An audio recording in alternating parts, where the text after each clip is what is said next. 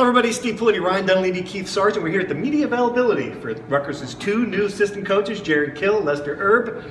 First impressions, go.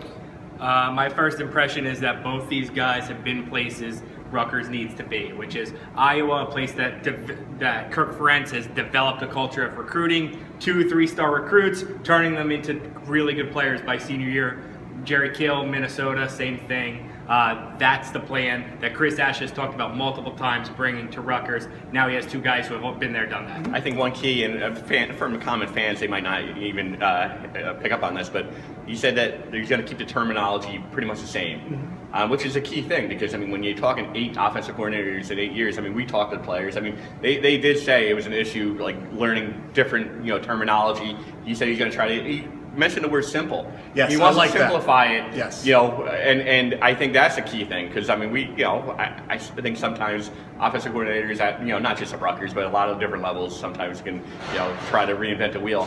Keep it simple. You mentioned that. He talked about not just being a spread offense, but they're going to be a multiple offense. So that could mean that you can't just characterize them. Going to have the spread concept, but there's going to be a multiple. What I took away from that was if there's something this offense does well, it's going to try to do it. Yeah. Whereas last year we were going to be a spread, this was going to be a spread, no matter what happened, and it became clear 3 games in. Well, they don't have the personnel to do this. Yeah. Maybe this year we'll see some adjustments to the scheme when based on what talent they have. Yeah, and to that point, he's talked about coming out of spring football, and I know we're a long ways away from that, but he talked about he wants them to the offense to do something, hang their hat on something, that right. they come out of it feeling, we could do this pretty well. So whether it's running the ball or whatever it is, he wants to come out of spring football. So, that leads you to believe that, if you're trying to put a square peg into a round hole, that, he's going to try to simplify it and make it, do stuff that they're going to do well. And to that point, the thing they're most likely to do well, even though they didn't do it very well last year, is run the ball with Josh Hicks, Robert Martin.